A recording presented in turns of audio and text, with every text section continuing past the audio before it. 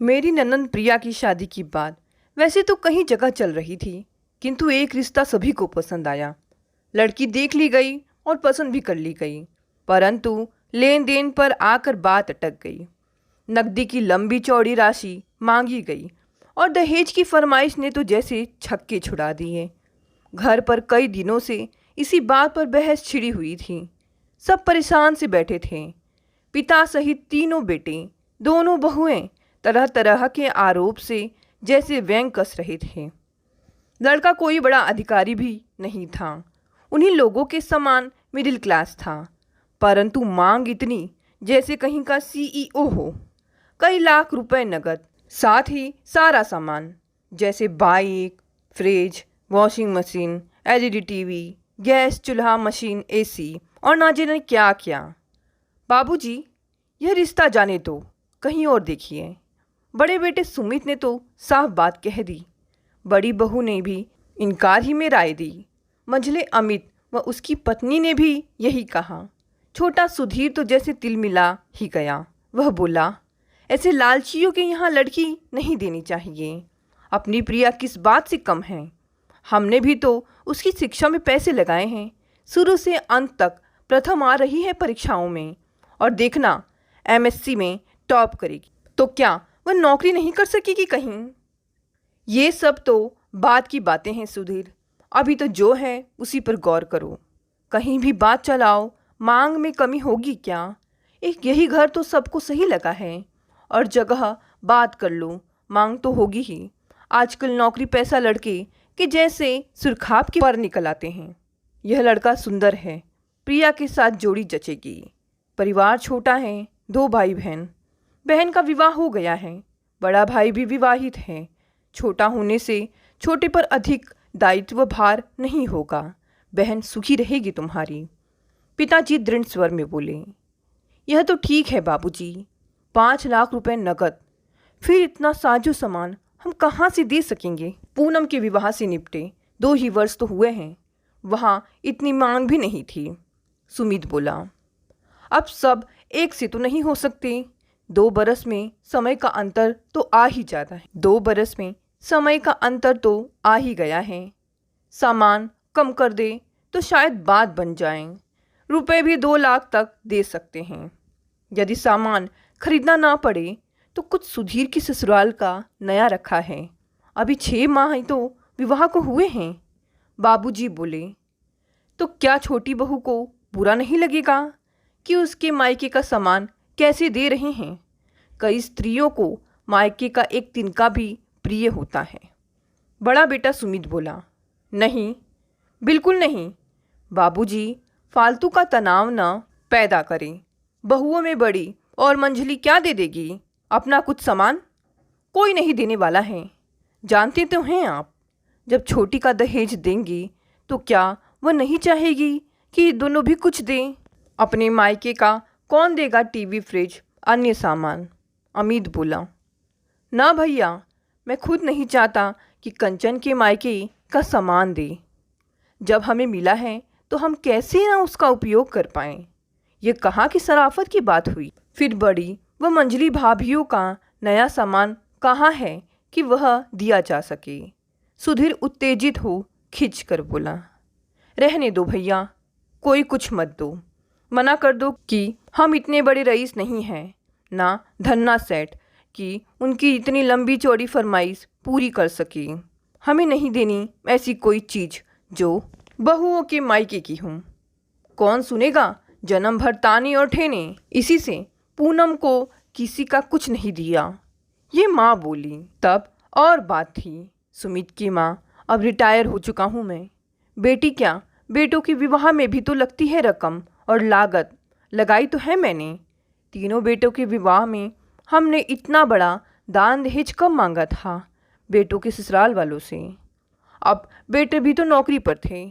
हाँ, छोटे सुधीर के समय अवश्य थोड़ा बहुत मुंह खुला था, परंतु इतना नहीं कि सुनकर देने वाले की कमर ही टूट जाए। बाबूजी गर्व से बोले, तो ऐसा करो, छोड़ो सर्विस वाला लड़का, कोई बिजनेस वाला ढूंढो जो इतना मुंह ना फाड़े कि हम पैसे ना दे सके। माँ बोली, लो, अभी तक कहती थी कि लड़का नौकरी पैसा चाहिए, अब कहती हो कि व्यापारी ढूंढो। लड़की की उम्र 24 बरस पार कर गई है। व्यापारी या कैसा भी ढूंढते ढूंढते अधिया जाएगी। समय जाते देर लगती है क्या? तो कर्ज ले लो कहीं से। बाबूजी खिसिया कर बोले, कर्ज ले लो? कौन चुकाएगा कर्ज? तुम चुकाओगी? मैं चुकाऊंगी? क्या भीख मांगूंगी? वे रुआसी होकर बोली, तुम लोग कितना कितना दे पाओगे तीनों? बेटों की ओर देखकर बोले, बाबूजी आप जानते तो हैं कि क्लर्क शिक्षकों की तनख्वाह होती कितनी है। तीनों ही भाई लगभग एक ही सेक्टर में तो हैं। वादा क्या करें? सुधीर को छोड़ो, दोनों पर दो दो बच्चों का भार है। पढ़ाई लिखाई आदि से लेकर क्या बचता है? आप जानते तो हैं क्या दे पाएंगे। हिसाब लगाया कहाँ है, पर जितना बन पड़ेगा देंगे ही। आप अभी तो उन्हीं को साफ लिख दें कि हम केवल 2 लाख नगद और यह सामान दे सकेंगे। यदि उन्हें मंजूर है तो ठीक, वरना मजबूरी है। 5 लाख तो नगद किसी प्रकार नहीं दे पाएंगे, ना इतना सामान है। सुमित ने कहा तो जैसे दोनों भाइयों ने सहमति से सिर हिला दिया। बड़ी व मंझली बहू कब से कमरे में घुसी खुसुर पुसुर कर रही थी। छोटी कंचन रसोई में थी, चारों जनों को गर्मा गर्म रोटियां सेक कर खिला रही थी।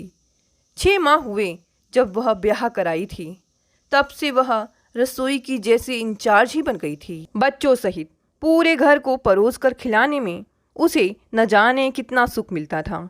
उससे छोटी हम उम्र प्रिया जैसे उसकी सगी छोटी बहन सी ही थी। गहरा लगाव था दोनों में। पूरा घर उस पर जैसे जान छिड़कता।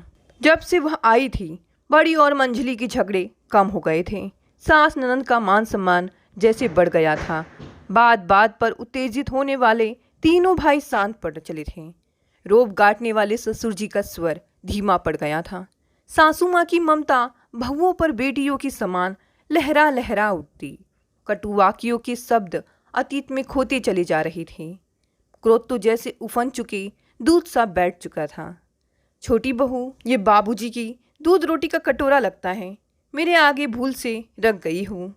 तभी कंचन गरम रोटी सेक कर जेठ के लिए लाई और बोली, यह दूध रोटी आपके लिए ही है, परंतु मेरे तो अभी पूरे दांत हैं। बहू, तो क्या हुआ, बिना दांत वाले ही दूध रोटी खा सकते हैं। देखते नहीं हैं आप कितने दुबले होते जा रहे हैं।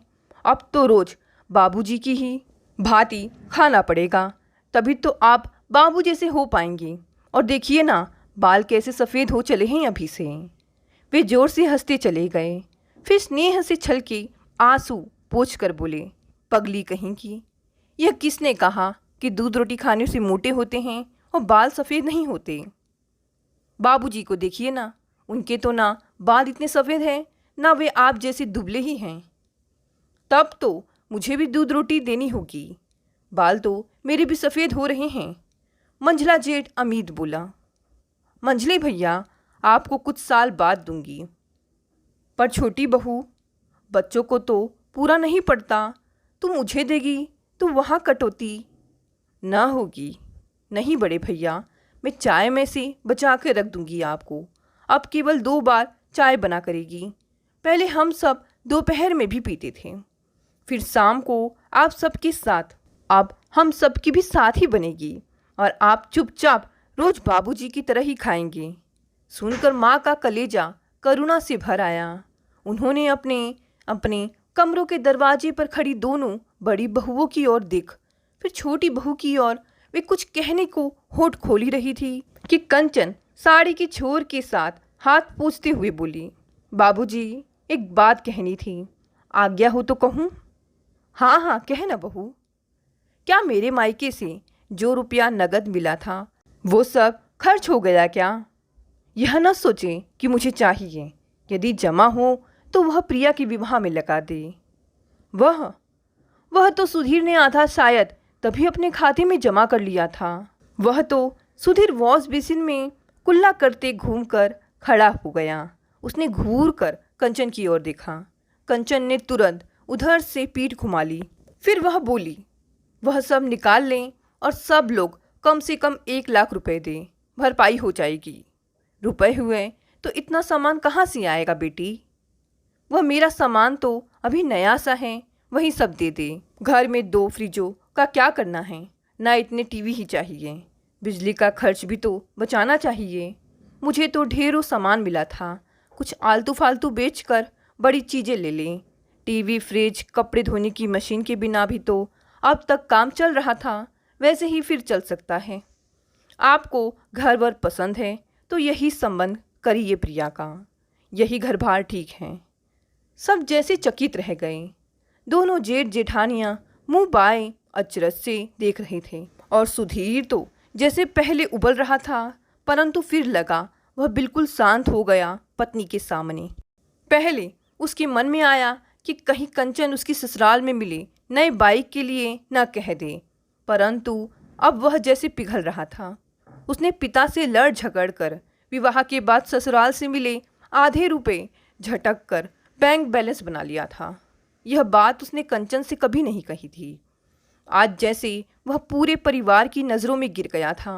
रुपयों की बात पर वह बौखला कर कुछ कहने के शब्द संजो रहा था कि कंचन की दानशीलता ने उसे गहराई तक नीचे गिरा दिया। माँ जी, मेरे पास जेवर भी कई जोड़ी हैं। मैं सबसे छोटी हूँ ना मायके में। इससे बड़े दोनों भाई भाभी व चाचा चाची तथा दोनों बेटे बहुओं ने काफ़ी कुछ दिया है। चाची की तो मैं बहुत दुलारी हूँ, उन्होंने अलग से कई जेवर दिए हैं, उन्हें बेचकर समस्या हल हो जाएगी। आप लोग चिंता ना करें, बाबूजी रिटायर हो गए हैं तो अब यह भार उनका नहीं, उनके तीनों बेटे बहुओं का है। कोई ताना क्यों देगा? क्या कोई पराया है? बहन उनकी, ननन हमारी। आप तो कुछ शर्तों पर हेर फेर कर हाँ कह दो, सब ठीक हो जाएगा। कुछ अच्छा काम हम लोग भी तो कर ले। सुनकर बहुत रोकने पर भी नेत्र बरस पड़े। वे भर्राए कंठ से किसी प्रकार बोले, छोटी बहू, क्या कहूँ, तेरी जैसी तो कहीं मिसाल नहीं है रे। कहाँ से पाया तूने ऐसा ज्ञान, उदारता? तू कहाँ से आ गई इस घर में?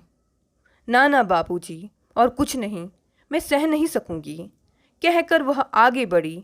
उनके मुख पर हाथ रखने को तो उन्होंने उसे कंधे से लगा लिया और फिर उसके सिर पर हाथ रखकर जैसे मन की सारी ममता लुटाने को आतुर हो उठे। पता नहीं कौन से कर्म किए थे हमने कि इस साधारण घर में बहू बनकर चली आई। अरे धन्य है इसके माता पिता और परिवार वाले जो उन्होंने इस मणि को हमारी झोली में डाल दिया। अरे आ तो कंचन, मैं तुझे छाती से लगाकर कलेजा ठंडा कर लूँ। अरे ऐसा तो मैं अपनी औलाद को भी ना ढाल पाई। माँ जी ने उसे खींच कलेजे से लगा लिया। कंचन ने लज्जा से अपना मुंह माँ जी के आंचल में छुपा लिया। सुमित, अमित अपनी नम आंखें पोंछ कर खड़े हो गए। सुमित वहाँ से चलकर अपने कमरे के दरवाजे पर खड़ा होकर मुड़ा और बोला, बाबूजी, आप प्रिया का यहाँ रिश्ता तय करें, और हाँ, मेरा बाइक मेरा बहनोई चलाएगा। अब थोड़ी साफ सफाई हो जाएगी बस। यह कहकर वह अंदर घुस गया। पिता ने बड़े ही आश्चर्य से हटीले जोशीले बेटे की ओर देखा। क्या यही है 6 माह पूर्व का सुधीर जो ससुराल से मिले रुपयों के लिए कई दिन झगड़ता रहा था और लेकर ही माना था? बाबूजी, जैसे आपकी बहू ने आज्ञा दी है, हम सब वहीं प्रिया की शादी को तैयार हैं। हम दोनों भी पीएफ आधी निकाल लेंगे, शादी वही होगी। दोनों ने अपना निर्णय सुनाया। तभी दोनों जेठानियाँ आगे आईं। माँ जी, हमारे मायके के जो भारी बर्तन हो आप उन्हें साफ कर प्रिया को दे सकती हैं। कुछ ना कुछ हम दोनों के पास भी हैं। नहीं बड़ी दीदी, आपकी बेटी बड़ी हो रही है, आप बर्तन भांडे कुछ नहीं देंगी। बड़े दादा रुपए भर देंगे। रुपए तो तब तक हम निम्मी के लिए जोड़ ही लेंगे। अभी जो समय की मांग है वही चाहिए बस। जो काम पूरे परिवार को पहाड़ काटने सा प्रतीत हो रहा था वह जैसे पल भर में सुलझ गया। तभी प्रिया के कमरे से सिसकियों के स्वर बाहर तक गूंजते चले गए। सब उधर दौड़ते चले गए। देखा प्रिया पड़ी सिसक रही है। कंचन ने घबराकर उसका सिर गोद में रख लिया।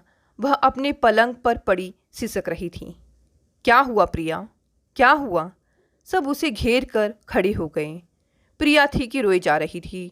बोल ना प्रिया, माँ ने हिलाकर पूछा। माँ, ये भाभियाँ क्या अभी से वे रागनी बन जाएंगी? क्या इन सब का सामान संजो कर मैं सुखी हो पाऊंगी? वो रो कर बोली, पगली, इतनी सी बात पर ऐसे बिलख रही है जैसे कुबेर का खजाना लूट गया हो। अरे यह तो फिर जुट जाएगा। मैं नौकरी कर लूँ तो क्या फिर नहीं जुट जाएगा? फिर अभी कौन कंगाल है?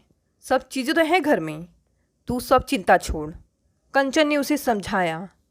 कंचन ठीक कहती है प्रिया, अभी जो है उसे तो स्वीकार करना ही पड़ेगा। सामान तो हम फिर जोड़ लेंगे। छोटी भाभी की तो चिंता मत कर। वह तो जब से आई है वे रागनी सी होती रहती हैं। इसी से तो वह राजरानी से बढ़कर है घर भर के लिए। सुमित ने उसे समझाया। तब वह बड़ी कठिनाई से शांत हुई। फिर बाबूजी ने देर नहीं की। उन्होंने रकम कम करने की प्रार्थना के साथ उनकी कुछ ऊंची मांग स्वीकार कर ली थी। कुछ के लिए अगली विदा पर देने की प्रार्थना भी की थी। उन्हें जैसे पूरा विश्वास था कि वे लोग कुछ हद तक मान जाएंगे, क्योंकि उन लोगों को भी लड़की सहित उनका मध्यवर्गीय परिवार पसंद था। हुआ भी यही। एक माह पश्चात सब शर्तों के साथ शादी तय भी हो गई। रकम भी कम कर दी गई।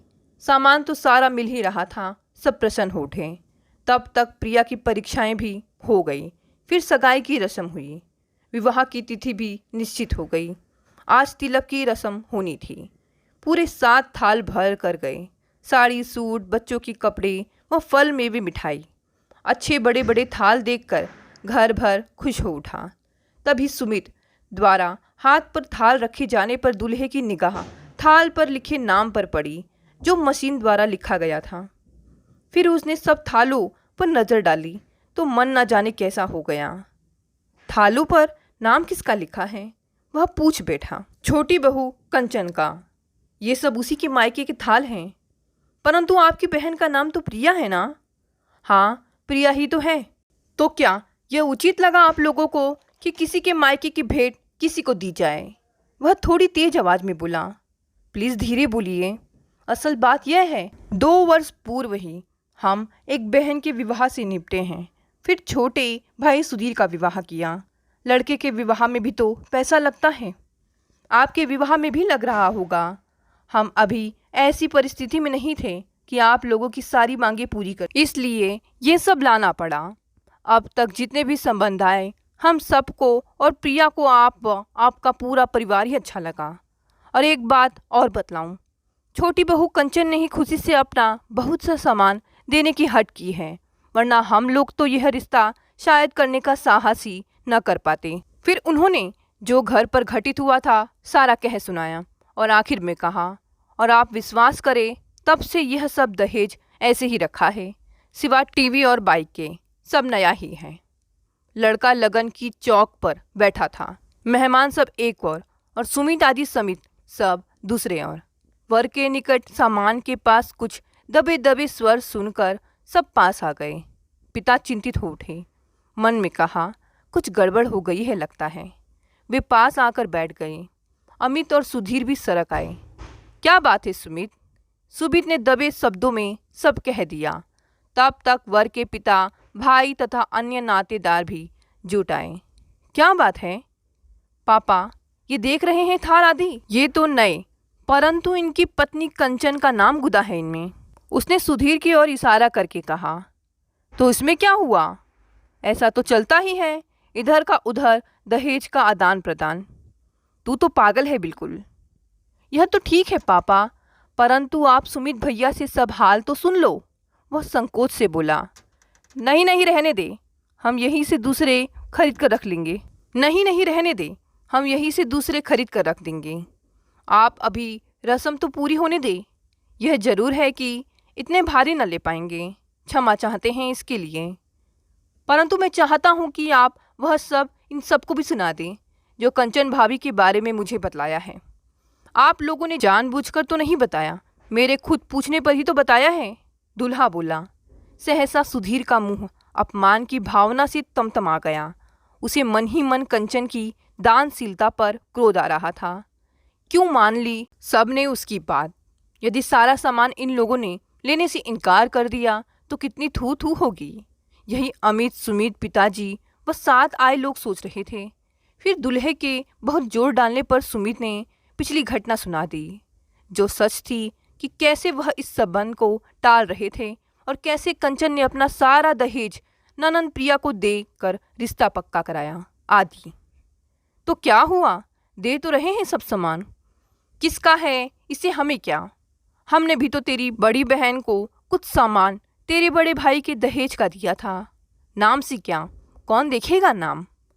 थाल तो आए और रखे गए, कौन रोज रोज इस्तेमाल करता है इतने बड़े बर्तन?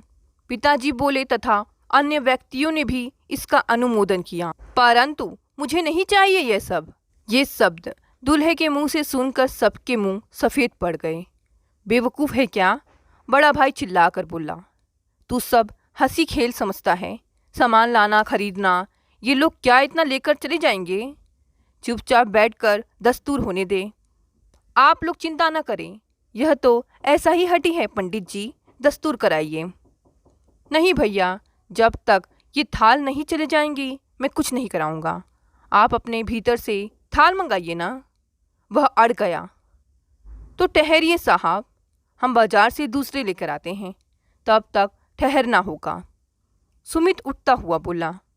नहीं भाई साहब, आप बैठिए, अंदर से तो आ रहे हैं थाल। अरे ये सब तो शगुन के थाल आदि लड़की वालों के यहाँ से आते हैं, थोड़ा रुक लेते हैं। नहीं भैया, मैं यह सब अब ना ले सकूँगा। जो लिस्ट आप लोगों ने बनाकर भेजी थी और जो ये लोग देने वाले हैं।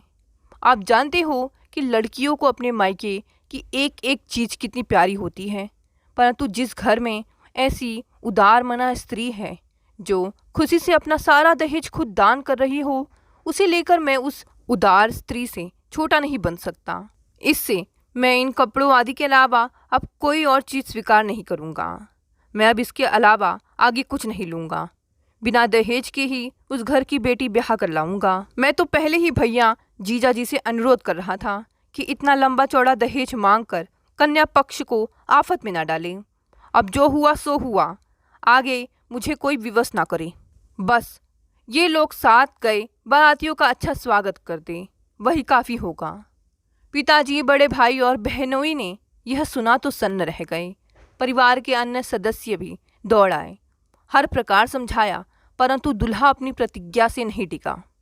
वह कोर्ट मैरिज कर सबकी छुट्टी कर देगा, ऐसा दूल्हे ने धमकी दिया। विवशता में उन सबको पीछे हटकर अपनी स्वीकृति देनी पड़ी। क्यों सुधीर भैया, आपकी कोई साली कुंवारी है? दूल्हे के इस प्रश्न पर सुधीर सहित सब चौंक गए। सुधीर हंसकर बोला, भाई क्या इरादे हैं? इरादे तो नेक हैं, यदि हो तो मेरी बुआ के एकमात्र बेटे हैं ये। सुधीर, सब इंजीनियर, इनके लिए कंचन भाभी सी लड़की चाहिए। सुधीर का चेहरा खुशी से दमक उठा। है तो, पर सगी नहीं, चचेरी है। चचेरी पता नहीं कैसी हो। कंचन से बढ़कर कंचन अपनी माँ से अधिक चाची को मानती है। संयुक्त परिवार होते हुए भी सब एक थाल में खाने वाले हैं। दोनों परिवार में बहू व दामाद आ गए हैं, परंतु जैसे उस चोखे रंग में रंग कर एक हो गए हैं। पता नहीं कौन सी ममता और अपनेपन की बूटी खाते हैं उस घर के लोग, और वही कंचन के साथ अपनेपन की बूटी हमारे घर चली आई। वह हंसकर बोला, ठीक है, यदि लड़की पसंद आ गई तो वह अपनेपन की बूटी हमारी बुआ के घर भी आ जाएगी। शादी में तो आएगी ही वह। हाँ क्यों नहीं, पूरा परिवार आएगा। लड़की स्नातक, गोरी चिट्टी, सुंदर है, नापसंद का तो सवाल ही नहीं उठता। तब सबसे पहली पसंद मेरी होगी वह, है ना सुधीर? सुधीर झेप कर मुस्कुरा दिया।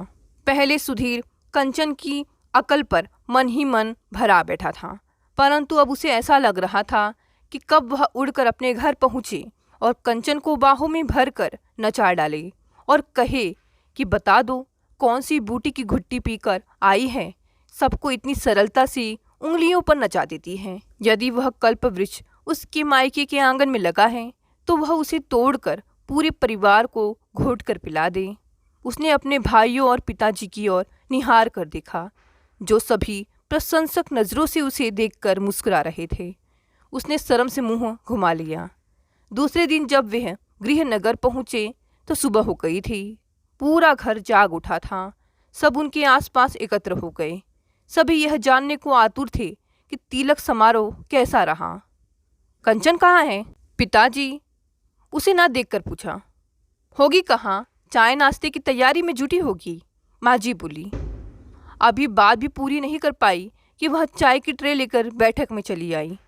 ट्रे मेज पर रख कर उसने सबके चरण छुए, फिर उनके शब्द सुनकर मूर्ति की तरह खड़ी हो गई। बाबूजी, मुझसे कुछ बड़ी गलती हो गई क्या? क्या हुआ मेरे कारण? कुछ बतलाइए ना। हाँ, बहुत बड़ी गलती हो गई है रे। तूने जो अपने मायके के थाल दिए थे ना, उनके कारण। ले उठा यहाँ से अपने थाल, रखा उन्हें जहाँ से उठा लाई थी। हे दाता, क्या उन्हें ये थाल पसंद नहीं आए थे? वह भय से बोली। नहीं लिए, क्योंकि तुम उनमें विराजी जो थी। पिताजी गंभीरता से बोले। मैं विराजी थी? क्या कह रहे हैं आप? वह आंखें फाड़ कर बोली। यह देख, तेरे हर थाल में यह रही कंचन, है ना? ओह, मैं तो डर ही गई। तो क्या हुआ? नाम ही तो है, इससे क्या? इसी से तो नहीं लिए, और वह सब भी नहीं लेंगे जिसमें तेरा नाम है। सब में नाम थोड़ी लिखा है। वह रुआसी हो गई। अब क्या होगा? क्या शादी कैंसिल हो गई? अरे पगली, अब वे दहेज लेंगे ही नहीं। तेरा गुणगान सुनकर लड़के ने दहेज ना लेने की सौगंध खाई है। कह रहा था, जिस घर में ऐसी ममतामयी बहू हो, उस घर में दान दहेज लेना पाप है। हमने तेरी सारी बात बतलाई तो लड़का द्रवित होता चला गया। आप बना रहे हैं बाबूजी? उसकी आंखें भर आई। बैठ बेटी, तुम सब भी बैठो। फिर उन्होंने शुरू से अंत तक का सारा हाल बता दिया और कंचन के सिर पर हाथ रखकर बोले। कंचन, तुझे पाकर हम धन्य हुए। तेरी चचेरी बहन की शादी भी दूल्हे की बुआ के लड़के से तय कर आए हैं। ऐसे परिवार की लड़की कौन पसंद नहीं करेगा, जिस परिवार की हमारी कंचन जैसी बहू हो। तेरे दोनों जेठ तेरी बड़ाई करते आए हैं, और सुधीर तो वहाँ थालों की विवाद पर तमतमाया मुँह लिए बैठा था। अब अपने आप पानी पानी हो गया है। जा, वह कमरे में तेरी प्रतीक्षा कर रहा है। कंचन शर्म से दोनों हाथों से मुंह छिपाए कमरे की ओर दौड़ती चली गई। सबने उसे प्यार भरी नज़रों से देखकर मुस्कान बिखेर दी। दोस्तों, ये कहानी यहीं समाप्त हो गई। आशा करती हूँ कहानी पसंद आई होगी। कहानी पसंद आई तो इसे लाइक, शेयर और कमेंट करें।